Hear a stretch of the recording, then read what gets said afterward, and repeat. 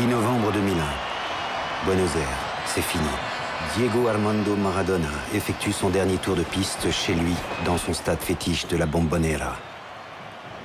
Tout semblait oublié, tout pouvait recommencer dans cette bonbonnière déchaînée.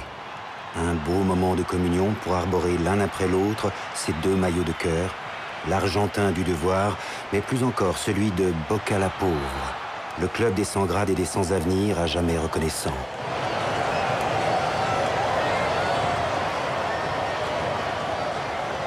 Une connivence qui fonde l'histoire même du footballeur le plus populaire et le plus controversé de l'histoire et son discours tout autant. Ojalá que no se termine nunca este amor que siento por el fútbol y que no termine nunca esta fiesta, que no termine nunca el amor que me tienen. Les agradezco en nombre de mis hijas, en nombre de mi vieja, en nombre de mi viejo, de Guillermo y de todos los jugadores de fútbol del mundo. El fútbol es el deporte más lindo y más sano del mundo. Eso no le quepa la menor duda a nadie. Porque se equivoque uno, no tiene que pagar el fútbol. Yo me equivoqué y pagué. Pero la pelota no se mancha.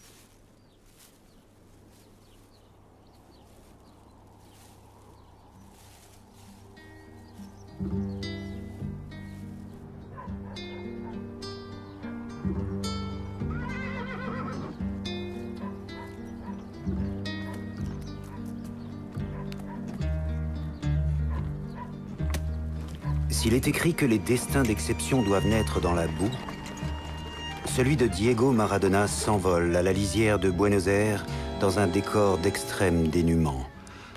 À 12 ans, Diego porte déjà un maillot au numéro prédestiné et jongle à la perfection. Mieux encore, une caméra est là pour accompagner l'exercice et annoncer à l'Argentine tout entière la naissance d'un enfant roi capable un jour de régner sur la planète football.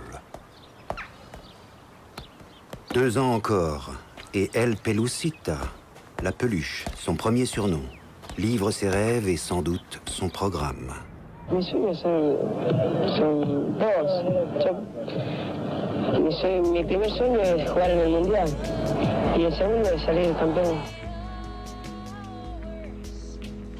Quelques années plus tard, Diego, amoureux de Claudia, rencontré à 2 pas de chez lui, ne saurait se passer de sa famille.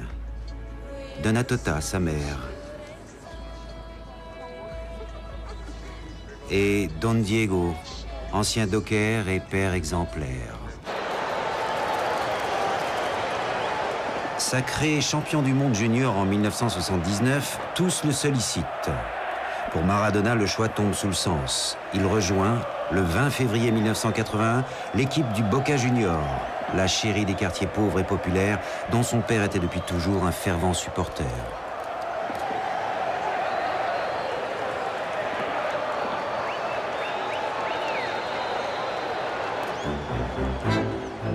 Une équipe où, quel que soit l'adversaire, il caracole, dribble, s'amuse comme un enfant, où il anticipe toujours les réactions du gardien adverse,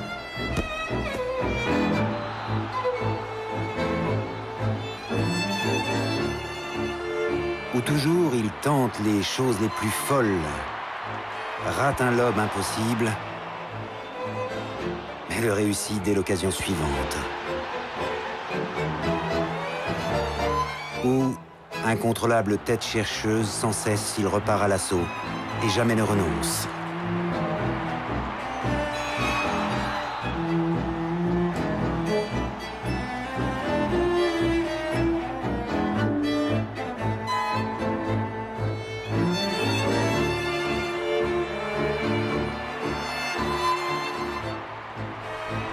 Et une Rabona de plus.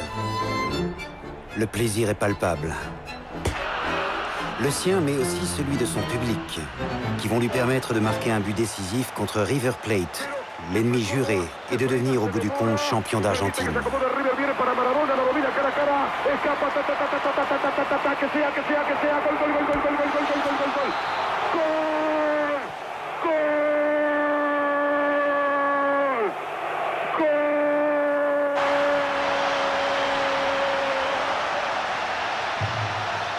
Maradona a réalisé son premier rêve, être champion d'Argentine.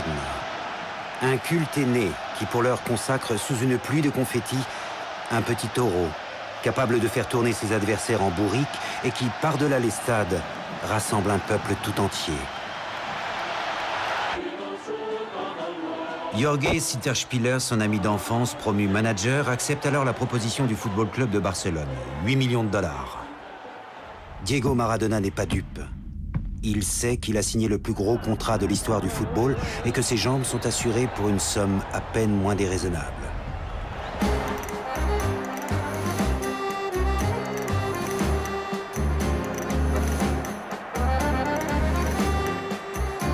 Il se plaît toujours à amuser la galerie sur le flanc droit comme jadis le génial Garrincha.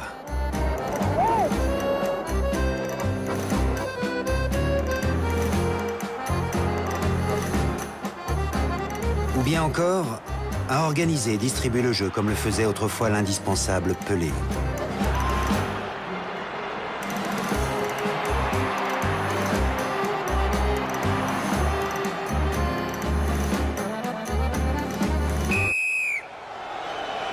Mais le réalisme reprend très vite ses droits. Oui, ils sont bel et bien fous, ces Européens qui ne veulent pas comprendre son football.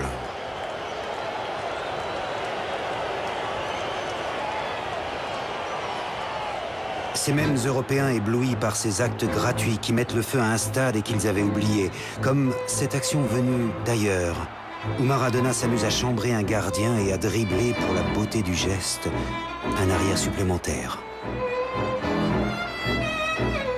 Olé! Le public du Grand Real de Madrid ridiculisé ce soir-là peut agiter ses mouchoirs. Il est bien là, le toréador réincarné, le footballeur malicieux, le pibe de oro, le gamin en or, récompensé meilleur joueur du championnat espagnol dès sa première saison.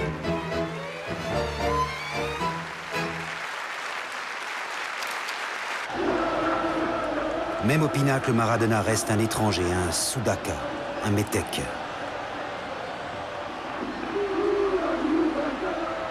24 septembre 1983, contre l'Atlético de Bilbao, Diego continue sa danse. Toujours correct, il pourrait en remontrer à tous ces Basques si fiers de leur origine et qui en fait le méprisent. Bientôt, il offre une passe décisive à son coéquipier, Alonso. Un but de trop. Après la joie, les représailles. Comme un gibier en fuite, le sprinter fou est fauché en pleine course.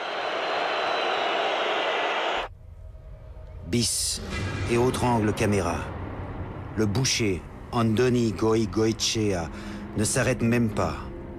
Diego est seul et sa cheville gauche est en lambeaux. Il faut peu de choses pour descendre les marches de la gloire, passer de la lumière du stade à l'obscurité des coulisses. Maradona n'est pas seulement blessé, il est délaissé, abandonné, attendant qu'une ambulance daigne enfin l'emmener à l'hôpital pour y être opéré et se faire poser 2 broches dans le péroné. Ensuite, retour en Argentine. Le secret de son médecin, éviter que la blessure ne s'enquiste. Et puis, la famille. Et d'abord, Donna Tota, bien sûr, la mère qui sait toujours comment et quoi faire. Mais aussi l'ensemble du clan, les frères, les sœurs qui savent transformer en jeu ce qui en réalité est une souffrance. Le soleil décline maintenant sur la ville de Buenos Aires, mais pas son fils le plus glorieux, qui recouvre peu à peu ses gestes de prestidigitateur. À quoi pense-t-il avant de repasser sur le billard? Il est vrai qu'il n'a pas encore 24 ans, et qu'à cet âge, rien ne saurait vous inquiéter. Ça n'a pas l'air d'être le cas de Sitterspieler, ni celui de Claudia, qui l'un et l'autre s'inquiètent de voir malmener leur plus que précieux footballeur qui doit être enfin délivré de ses broches.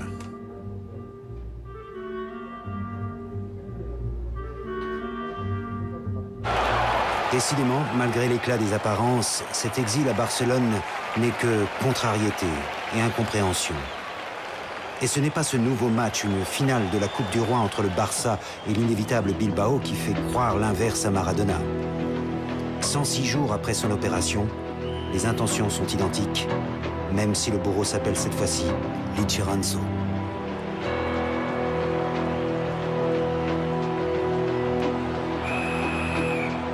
Comment imaginer un déroulement plus serein? Comment au contraire ne pas craindre le pire qui survient et s'envenime?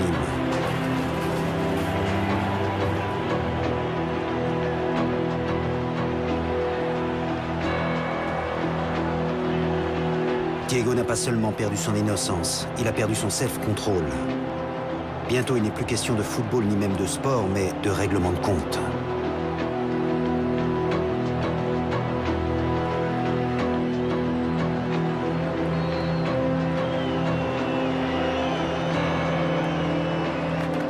Certes, dans la tribune d'honneur, Juan Carlos et la reine donnent le change.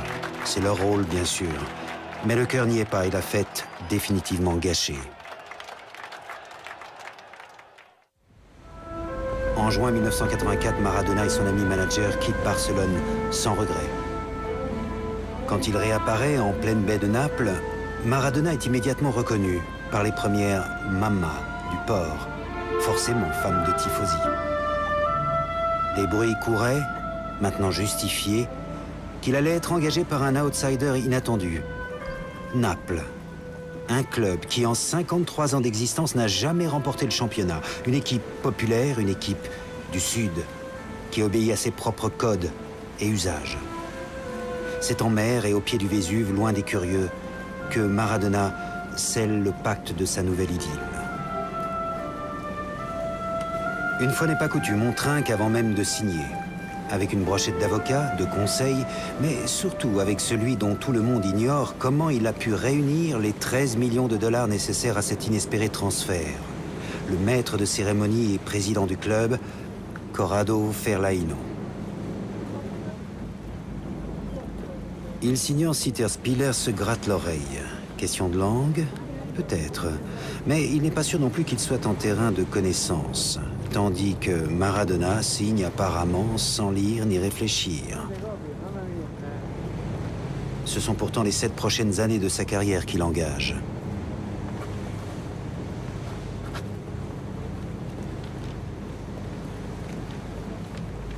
Mais autant de formalités l'ennuient.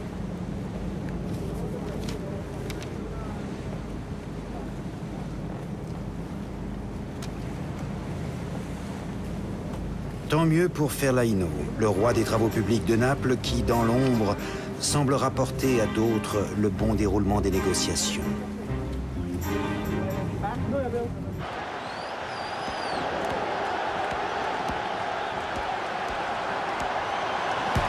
Ça y est, cette fois, tous les terroni, les cutéreux napolitains, se sont trouvés un roi.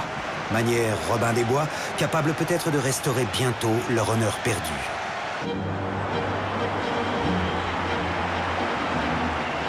« 24 février 1985, jour de son premier chef-d'œuvre. Naples rencontre la Lazio de Rome, une des valeurs sûres du calcio. Maradona est au sommet.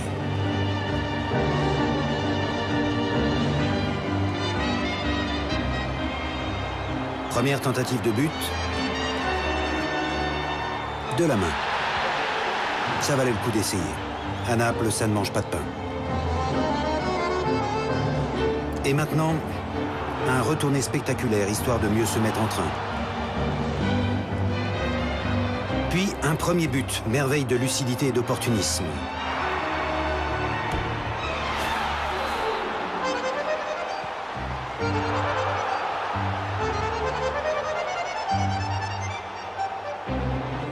Puis un deuxième but encore, calculé au millimètre,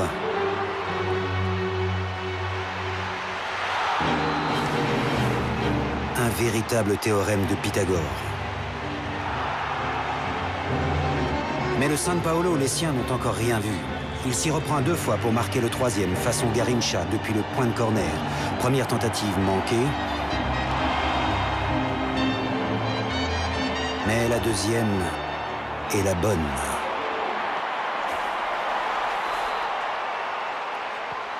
Mieux qu'une gageure, un authentique affront pour le portier de la Lazio dans les cordes, comme un boxeur groggy.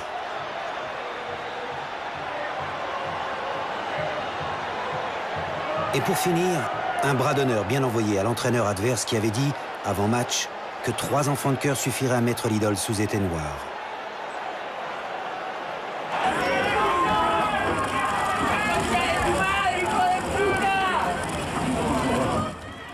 En Argentine, ce pays de tourments, l'oppression et la terreur font loi. Le peuple se révolte contre le général Videla et le dictateur est envoyé en prison.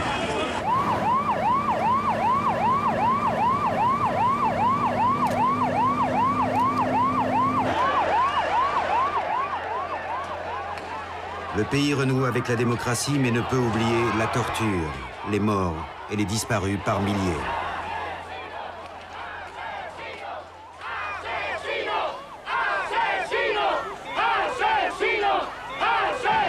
Ni cette guerre des Malouines perdue contre les Anglais dont la mémoire va ressurgir lors de la Coupe du Monde disputée au Mexique ce mois de juillet 1986. Dès les quarts de finale, le sort oppose l'Angleterre à l'Argentine et une fois de plus, le sport fait résonner l'histoire.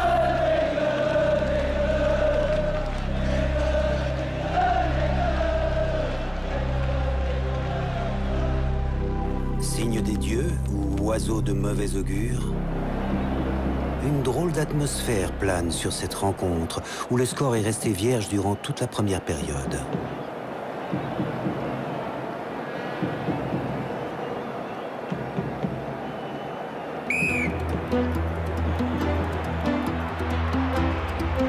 Cinq minutes que l'on joue dans cette deuxième mi-temps et le round d'observation qui semble s'éterniser.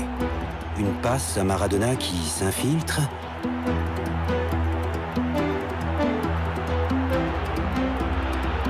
Se sent soudain pousser des ailes, survole maintenant le grand Shilton lui-même et marque de la main le but le plus controversé de toute l'histoire du football. D'abord, vérifier que l'arbitre n'a rien vu. Parfait. Ensuite, dire que c'est la main de Dieu qui l'a suggéré, comme si Dieu avait pris le parti de tous ces déshérités que la tradition argentine pardonne, puisqu'ils n'ont que la tricherie pour se faire entendre. Shilton proteste, mais que faire contre ce drôle d'animal et la main de Dieu, qui ont choisi leur camp?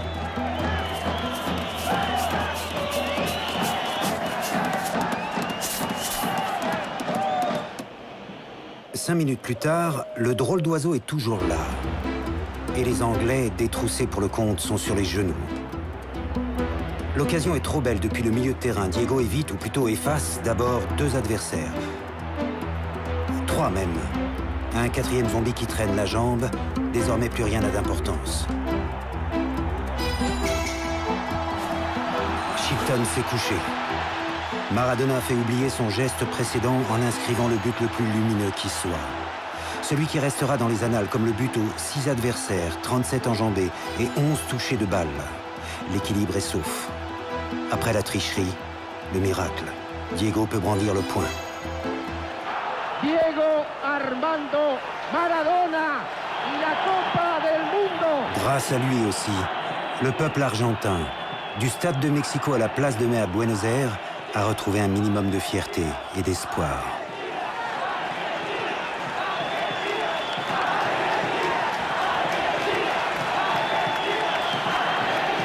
De retour à Naples, après tant d'émotions, comment ne pas oublier? Peut-être en enregistrant une chanson à l'adresse d'une amie chère. Querida amiga, serait-ce l'Argentine? tú bien sabes que a veces, a pesar de todo, me siento solo. Querida amiga, esta carta que te escribo solo es para decirte, quiero estar contigo. Querida amiga, A pesar de la distancia, aún conservo la fragancia de tu risa y tu alegría. Querida amiga, dejaría lo que tengo por sentir solo un momento a tu mano en la mía. Por una caricia, querida amiga. Mais Maradona vise toujours le titre de champion d'Italie 87. Encore faut-il battre toutes ces équipes du Nord, depuis toujours plus riches, plus puissantes, plus méprisantes aussi. Qu'importe, sous le soleil de Naples, on préférera toujours aimer qu'haïr et ignorer le racisme. Première cible, Vérone, tenant du titre et l'équipe la plus xénophobe du pays. Nouvelle tentative de la main. Décidément, c'est devenu une habitude.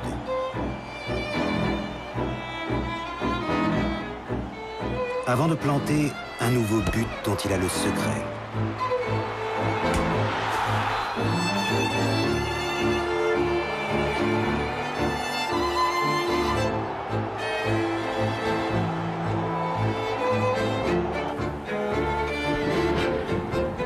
Maintenant, et sous une pluie de circonstances, Naples reçoit une très vieille dame, la reine des équipes du Nord, la Juve de M. Platini et de Gianni Agnelli. Certes, sous l'artiste, il y a aussi le comediante, qui chipote sur l'endroit où s'est passée la faute, cherchant à obtenir un pénalty plutôt qu'un coup franc difficile. Tout cela, bien sûr, n'est pas pour déplaire au public napolitain.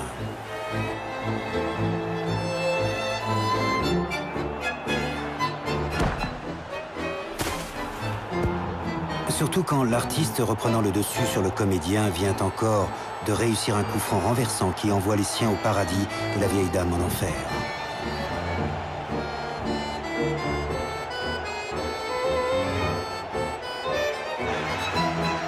26 avril 87 et à 3 journées de la fin du championnat devant le Milan AC du richissime et omnipotent Silvio Berlusconi.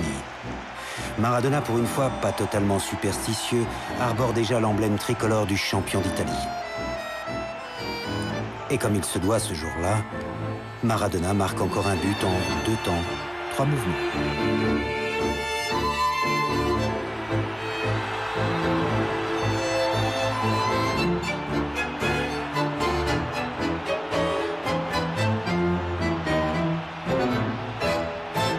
Naples peut pavoiser, s'enluminer, convoquer ses musiciens et aussi tous ses saints et toutes ses vierges. Confondre procession religieuse et incantation païenne. L'instant d'une fête et l'instant d'une consécration, le football semble avoir défini, comme par miracle, un langage compris de tous ses habitants, des plus simples aux mages les plus illuminés.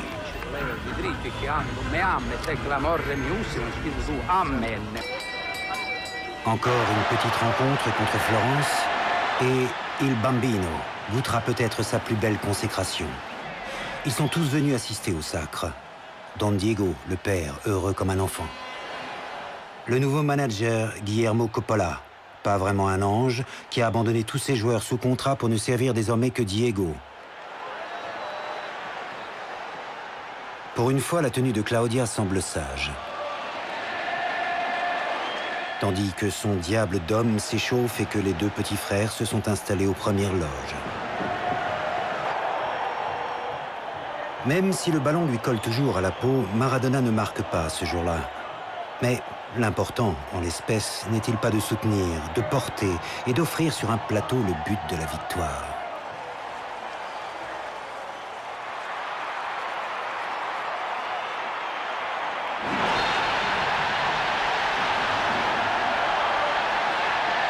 Ça y est, c'est fait. 20 siècles que le Vésuve a fait éruption. 60 années que toute une ville attendait cela.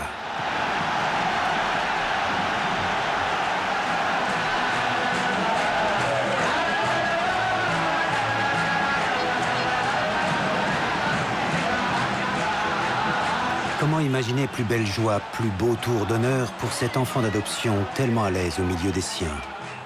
Pour ce pied magique qui offre sa chaussure au hasard. Parce qu'il sait qu'elle terminera forcément sa course contre le cœur de celui qui la récupérera.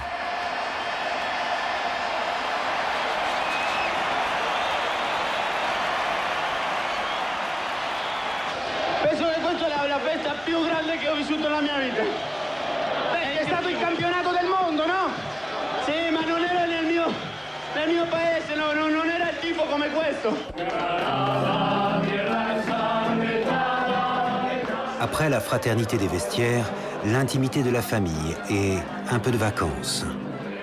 Les Maradona se retrouvent loin de la folie napolitaine dans la chaleur d'une auberge espagnole à Grenade, où Diego peut enfin profiter de sa fille.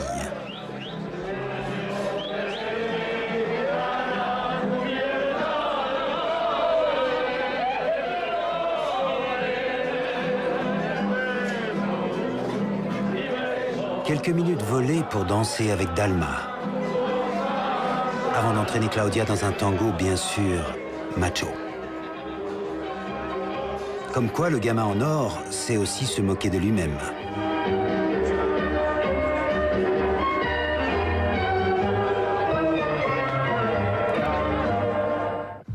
Mais la vie des stars est fragile et les marchands de vérité savent en profiter. Il faudrait tout dire, tout montrer, tout révéler. Dès lors, quoi de plus indiqué qu'un détecteur de mensonges convoqué à grands frais sur un plateau de télévision ou sous l'égide d'un spécialiste de la CIA, Cristina Sinagra, maîtresse révélée, répond aux questions devant toute l'Italie. Quando il bambino fu concepito, lei avvertì Diego Armando Maradona che era in periodo di ovulazione? Sì.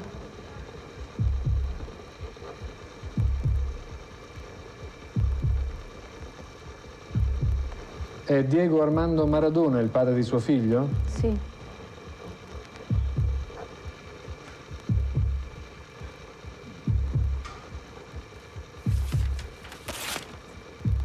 È Diego Armando Maradona il padre di suo figlio? Siamo arrivati al dunque. Che risposta ha dato? Ha detto, la sua risposta è stata sì, affermativa, e stava dicendo la verità. E ha detto la verità. È stato fatto un grande affresco questa sera, di un grande campione, di un grande atleta di calcio. Come uomo, un po' discutibile. Qualcuno domani può titolare Miseria e nobiltà di un campione. La rumeur est ainsi qui jamais ne pardonne. Ni les amours coupables, ni les fréquentations interdites. Depuis plusieurs mois déjà, la famille Giuliano, pilier essentiel de la mafia locale, rôde autour de l'idole qui se défend comme il peut. Io non vado con la gente mala, io non so chi è malo, chi è buono. Io non vado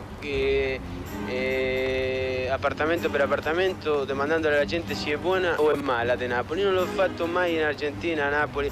Io vado per la bambina. Per la bambina o il bambino che vuole che Maradona sia tenere una foto con Maradona, soltanto per quello. Però dopo si parla che Maradona è andato lì perché per la camorra, che questo, che l'altro. Per questo se un giorno vado via da Napoli sarà per questo, non perché mi manca affetto della gente del calcio.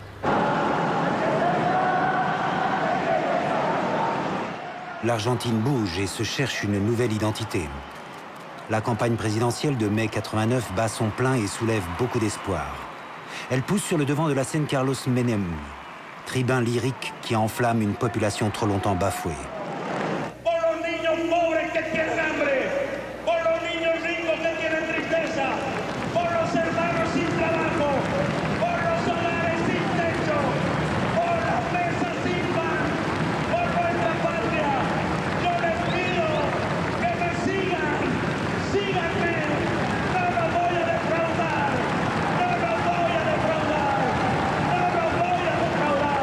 Que Dios los bendiga, hasta siempre.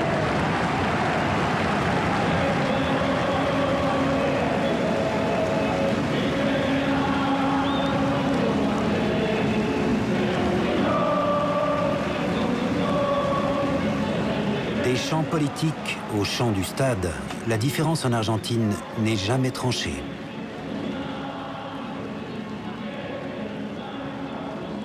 Surtout quand son chef d'État se met en tête de poursuivre jusque sur son terrain l'homme le plus charismatique du pays, Maradona.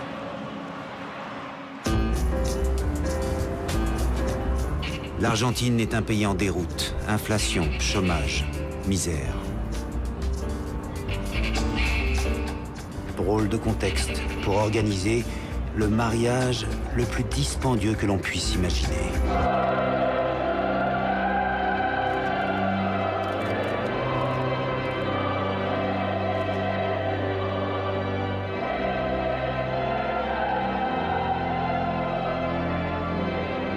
Pense à quoi le gamin de Fiorito, habillé comme un milord, en voyant s'avancer dans la nef de la cathédrale Sacramento la petite voisine d'à côté, revêtue comme une princesse dans sa robe constellée de perles et coiffée d'un diadème piqué de diamants.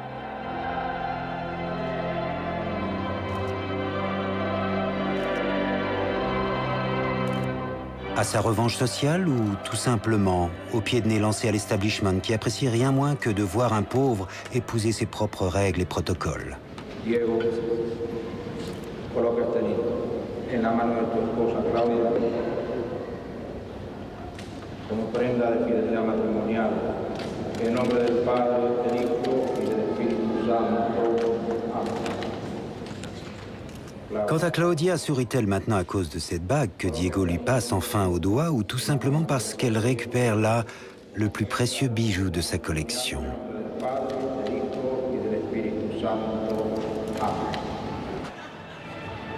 1500 invités, un festin de rois, des amis et connaissances débarqués de partout dans le monde, sans compter le jet qu'il a lui-même affrété bien sûr pour tous ses invités de Naples.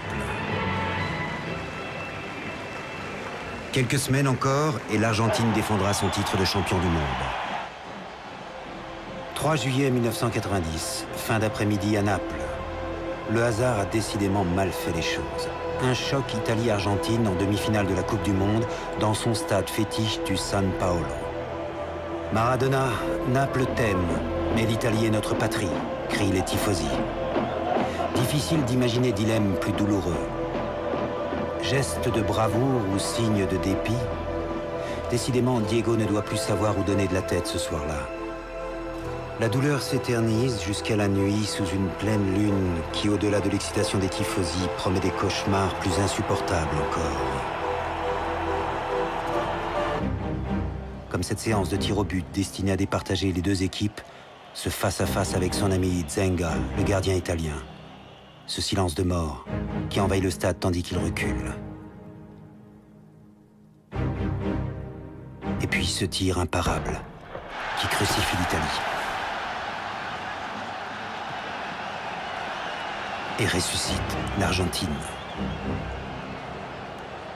Il a définitivement éliminé le pays organisateur de cette Coupe du Monde à qui elle semblait dévolue. Senti, è stata una partita un po' sofferta, si è arrivata ai calci di rigore che è sempre una lotteria.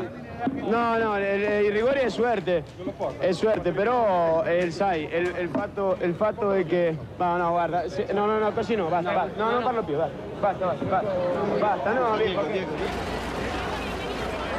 Maradona ne veut plus parler, ne peut plus parler, tandis qu'il tourne maintenant le dos à l'Italie.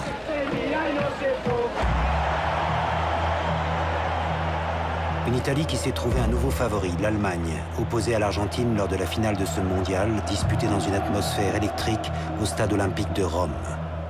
Les grands de ce monde, Kissinger, Agnelli, comme les classiques de la FIFA, Avalanche, Blatter, s'interrogent. Au public italien qui siffle l'hymne argentin, Maradona marmonne des fils de pute, qui inaugurent rien de bon. Et que Avalanche ne semble guère apprécier.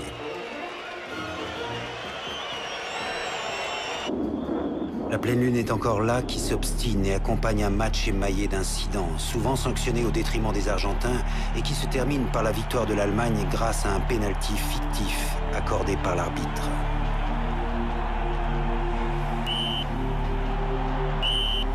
Lorsque M. Codesal Mendes siffle la fin de la partie, Diego, en larmes, ne peut que répéter son juron favori.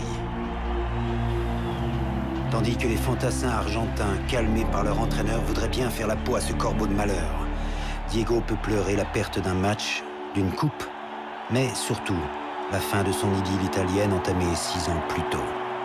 Dans la vie de Diego, rien désormais ne sera plus comme avant. Maradona lui-même ne saurait être tout blanc, qui multiplie désormais les provocations en se faisant filmer, par exemple, sans lumière, chez lui, à l'entraînement, pour mieux se moquer de tous ceux qui soupçonnent sa part d'ombre. Si è parlato tanto questa settimana del mio lato oscuro che non potevo non presentarle il mio lato oscuro ai telespettatori di Telemonte Carlo. Questo è il mio lato oscuro. Ci vediamo. Et maintenant, même endroit, mais lumière allumée.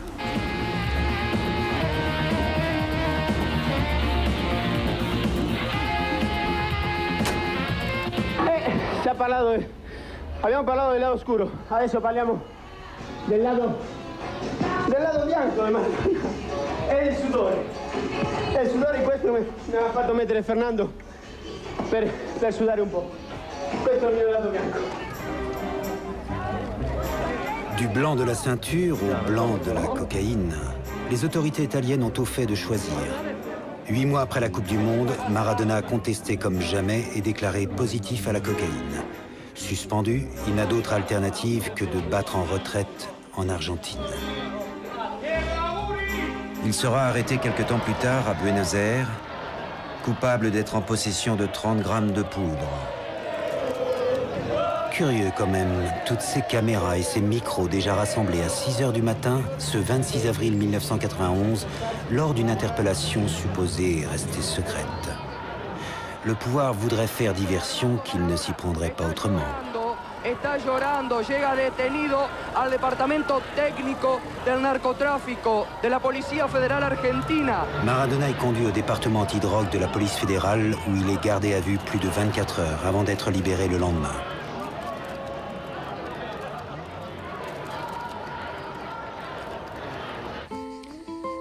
Presque 3 ans déjà depuis ce bel été 1991. Bien sûr, il a rejoué, suivi une psychothérapie pour vaincre ses démons et pris du poids qu'il faut perdre maintenant, loin de tout, en pleine pampa, en compagnie de son nouveau préparateur physique, Fernando Signorini. Car tout le pays compte encore une fois sur Maradona pour la prochaine Coupe du Monde aux États-Unis.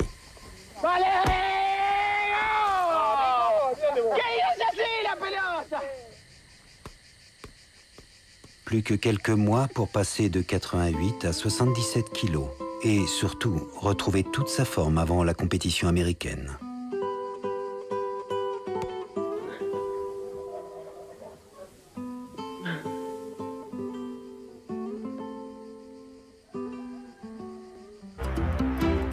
Deux mois après, en juin 1994, nous y sommes. L'Argentine rencontre la Grèce à Boston. 4e rendez-vous planétaire pour Diego, tandis que les combinaisons s'enchaînent pour lui permettre de conclure. Énième but réglé au millimètre et surtout un réflexe immédiat, proclamé à la face du monde par caméra interposée et le regard un peu allumé que le grand Maradona est de retour.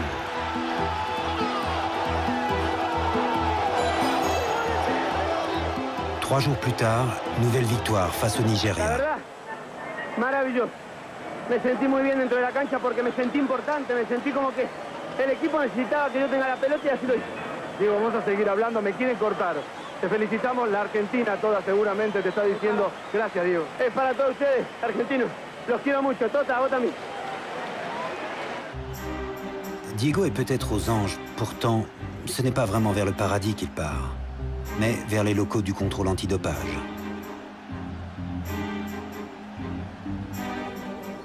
4 jours plus tard, à Dallas, l'attente de l'expertise semble nettement moins amusante.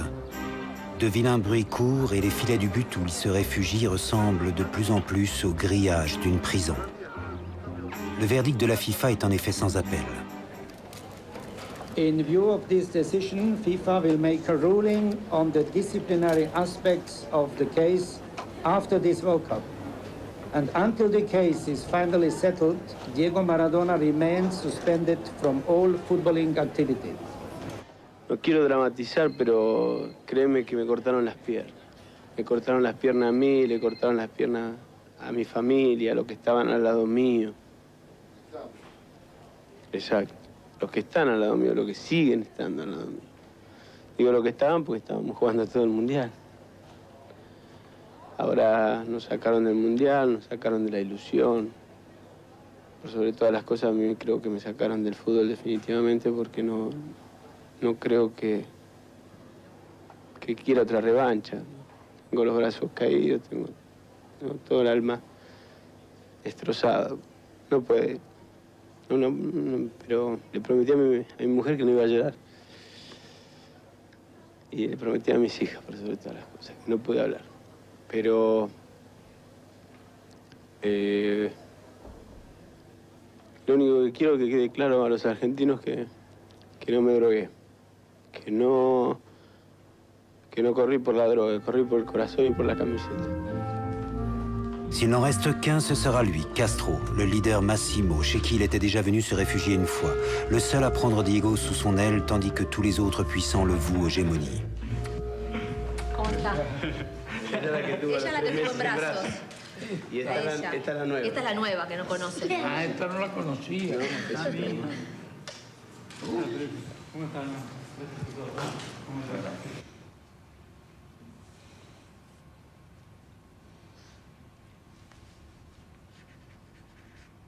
Para Maradona, la segunda gorra. Muchísimas gracias. Maradona continue de faire rêver et bien au-delà des frontières cubaines. Chez les vainqueurs des Malouines, par exemple, et jusqu'à Oxford, où il amuse la galerie des étudiants avec une simple balle de golf.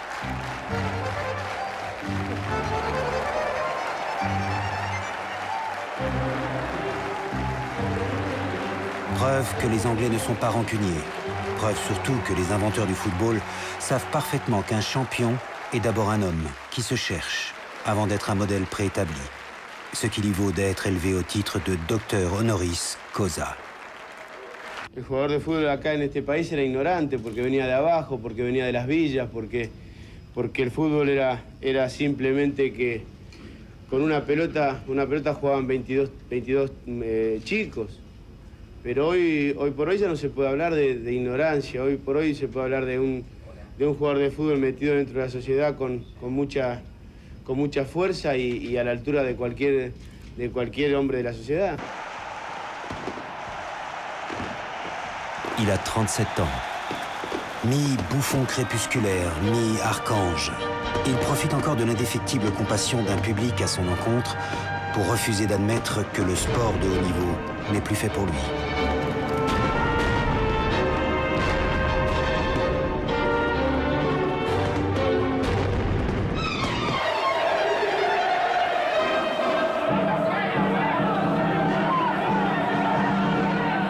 Un mois plus tard, le capitaine Diego Maradona motive encore une fois les soldats du Boca et plante son 150e et dernier but dans le cadre du championnat argentin.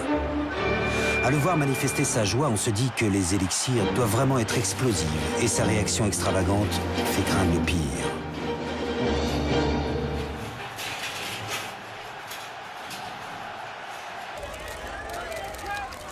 Le 4 janvier 2000, à Punta del Este, en Uruguay, le cœur de Diego lâche. Il est rapatrié d'urgence. Crise d'hypertension avec arythmie aiguë, fatigue, stress, alcool, drogue. Encore 900 mg de cocaïne dans ses urines, une dose mortelle pour un homme normal.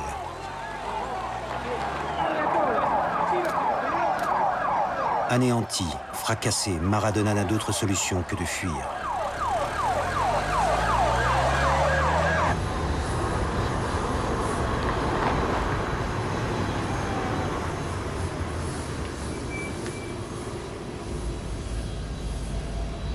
L'homme fatigué qui débarque sur le tarmac de l'aéroport de la Havane fait peine à voir et ne fait sourire que Coppola. À le voir ainsi, on se dit que la médecine cubaine va avoir bien du travail.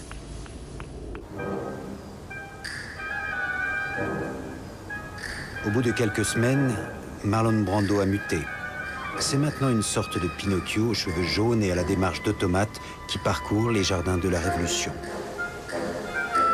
8 bons mois encore et la cure cubaine alliée au calme et à la douceur des tropiques porte enfin ses fruits.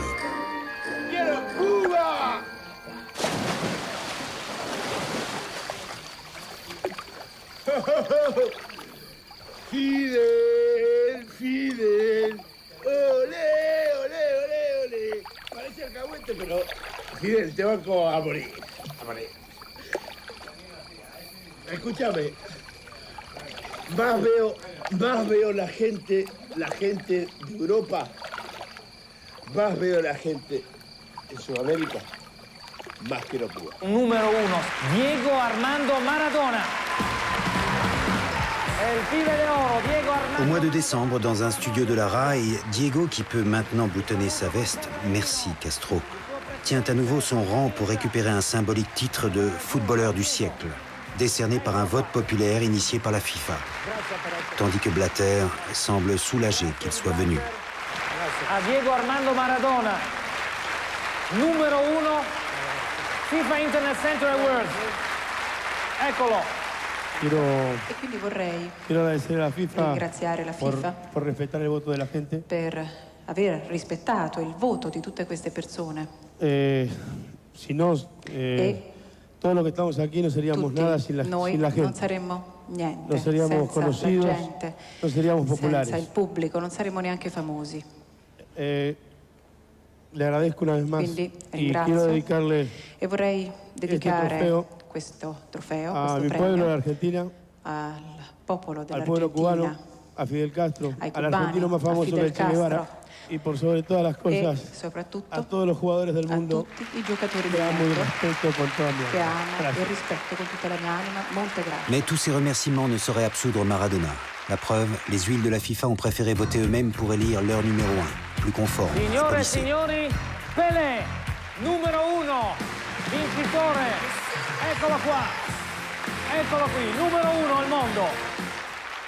Bravissimo, piacere nostro. E straordinario concludere questa serata. Pelé, in 2 parole. Io penso che Dio è per la vittoria. Dio è per la vittoria, è più importante di tutti noi. Mi piaceva chiamare Maradona per venire qui, ma mi pare che già non sta qui Maradona. È andato via Maradona, avremmo voluto fare questo abbraccio finale. Pas envie de voir triompher Pelé, ce bigot bien pensant. Chez lui, on est prêt à l'entendre. Et d'abord, le premier des Argentins, Fernando de la Rúa. Bueno, contar un poco de la elección esta del Comité Internacional, ¿cómo fue? Bueno, yo le gané a todos por muerte. Eso es, esa es la realidad. No, pero no es porque La elección, lo diga yo. La elección la hacían periodistas. Mundial. No, la elección mundial a través de internet. A través de internet. Y le gané a Pelé por un margen bastante grande. Y ahora la FIFA dice que los que votaron son muy chicos. Pero la FIFA quiere rever la votación. Exacto, ahora quieren poner otra vez. Pero ¿qué pasa? ¿Qué pasa? Que no se justifica lo que dice FIFA. Il a raison d'en profiter, de la Rúa. Ici, l'euphorie de la victoire, qu'il s'agisse de sport ou de politique, n'est jamais très éloignée des affres de la défaite. Dans l'apocalypse d'un pays en proie à la banqueroute, dans une Buenos Aires à feu et à sang où les émeutiers poussent à la révolte, subsistent quelques maillots argentins, mais cette fois-ci au milieu des blessés et des morts.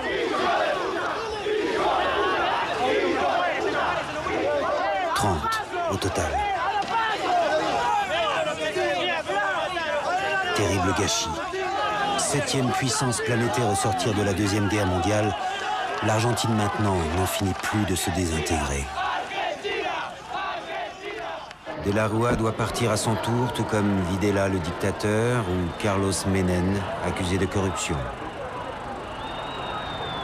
Diego, lui, n'a jamais oublié. Même si la main suprême semble encore une fois vouloir l'abandonner. Ce 18 avril 2004, alors qu'il est foudroyé par une seconde crise cardiaque et que les premiers bulletins de santé sont plus qu'alarmistes. La religion du football ne supporte pas l'absence. Celle que les Argentins vouent à Maradona moins encore.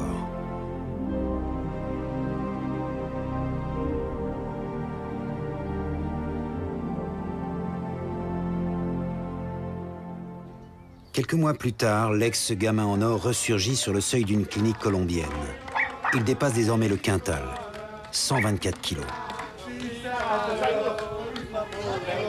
Vengo solamente a saludarlos, a respetar su trabajo. Decirles que Cartagena me ha tratado fenomenal, que estoy descansando y que agradezco a Colombia todo el cariño que me da. Simplemente eso y el respeto que les tengo yo a ustedes, espero que me lo tengan a mí también. ¿Ok? Bien. Buenas tardes. Chao. Respecter quoi? Un métabolisme totalement déréglé, une boulimie irrépressible? Les médecins n'ont qu'une proposition. une intervention et la pose d'un anneau gastrique.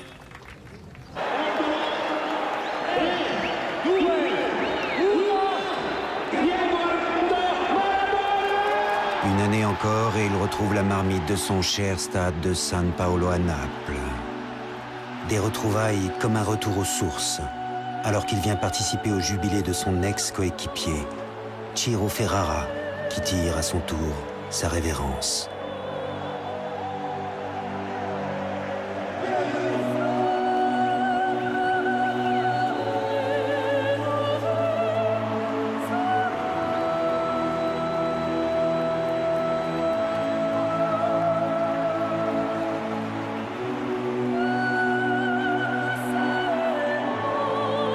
Trop loin, ce public qu'il aime et qui le lui rend si bien.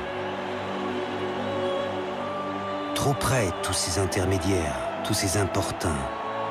Comment s'en débarrasser jamais pour se rapprocher plus encore, se fondre dans la masse, ne faire qu'un avec les siens, ceux qui ne l'ont jamais trahi comme tous ces fans du virage Maradona.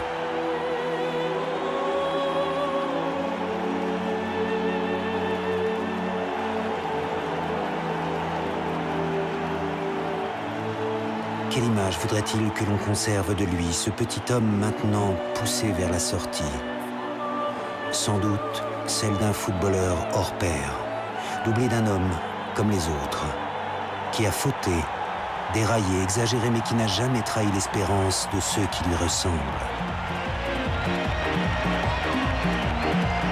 Et si les stades ne sont plus pour lui, il en est un autre, plus grand encore, qui l'accueille, la télévision.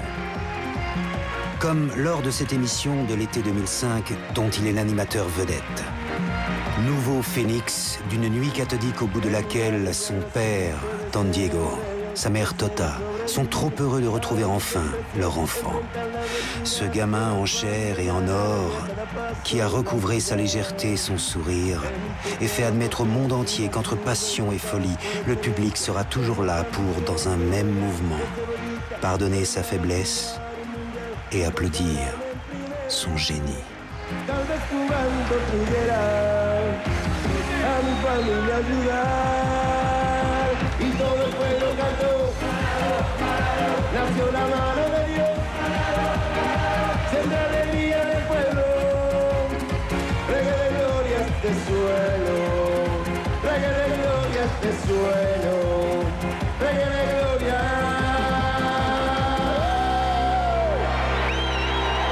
¡Los quiero a todos!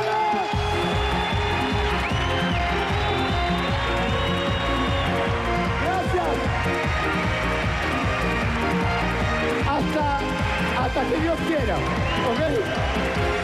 Gracias Argentina, los quiero con todo mi corazón. Gracias por hacerme vivir estos momentos, gracias.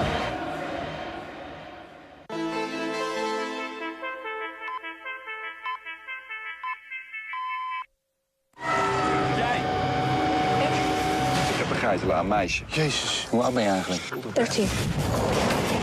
Kun je niet eigenlijk spreken in België? Mijn moeder. Is het waar? Je zusje vermoord. Jij bent heel erg ziek, Johan. Tessa! Maar dat is voor de kijker wat minder.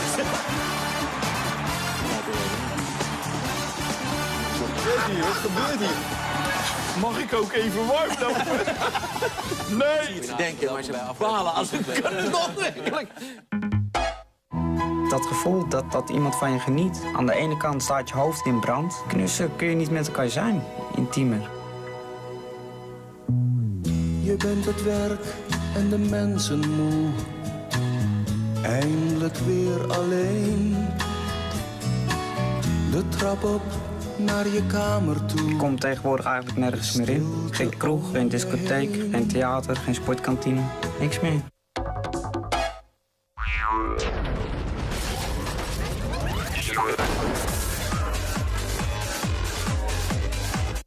De aandelenmarkt is volop in beweging. En de beurs reageert heftiger dan ooit. Daarom heeft ABN AMRO de rente-rendementnoot. Daarmee belegt u met meer zekerheid. U kunt profiteren van koersstijgingen en krijgt op de afloopdatum gegarandeerd uw nominale inleg terug. U ontvangt altijd minimaal 3% rente en de indicatieve maximale rente is 7%. rente-rendementnood. Kijk voor meer informatie en de voorwaarden op abnamro.nl/tradeloan. Meer mogelijk maken. ABN AMRO. Wir brauchen noch eine Supermarktpromotion für die Europameisterschaft. Irgendwas fürs Stadion, für die Fans. Ein Schlüsselband. Irgendwas aus Österreich. Lederhosen. Oder ein T-Shirt mit einem Skiprint auf dem Rücken. Wir brauchen eine echte Geheimwaffe. Sowas wie die Holländer hatten vor 2 Jahren mit den Trötenhüten. Das war echt gut. Ein Trommelhut. Ein Hut mit 2 versteckten Stöcken zum Trommeln. Blöde Idee. Ja, ist Quatsch. Speltip 14. Weet waar je kansen liggen.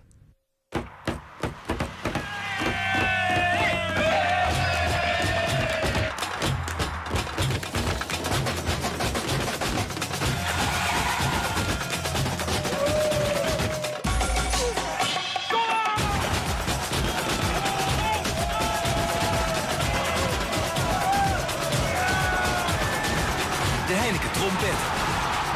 Let's beat them.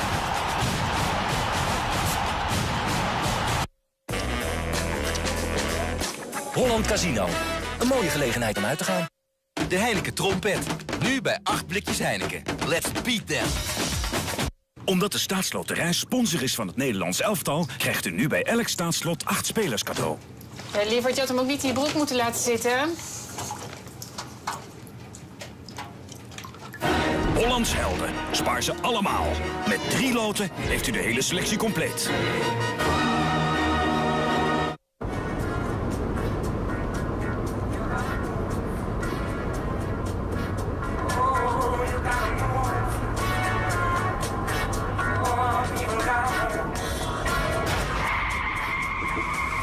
Er is een verzekeraar die een leerzame grip- en sliptraining aanbiedt. Deze verzekeraar is de ANWB. Helpen is voor ons vanzelfsprekend. En dat geldt ook voor onze verzekeringen. Sluit nu de ANWB autoverzekering af en ontvang 20% ledenkorting.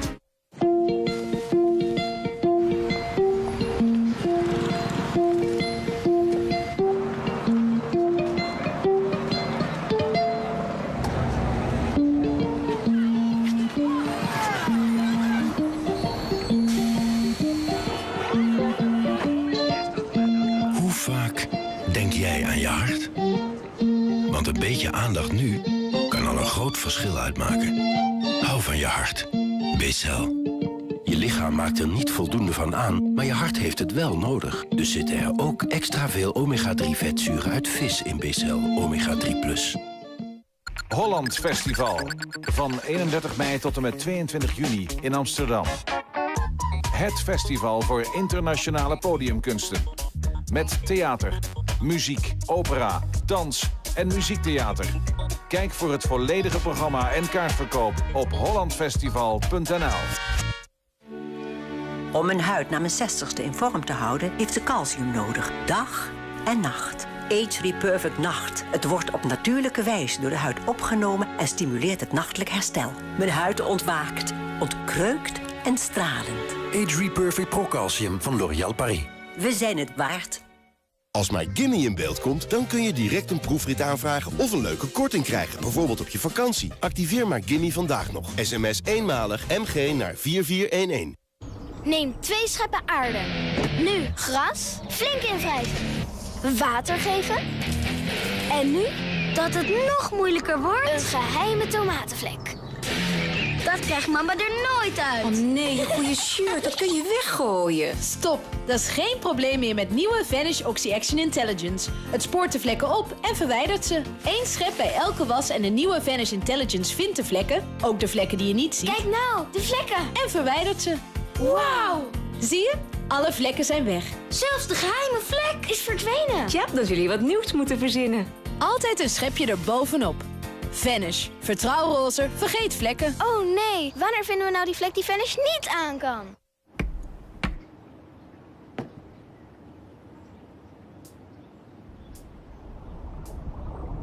Verhuizen is vaak duurder dan je denkt.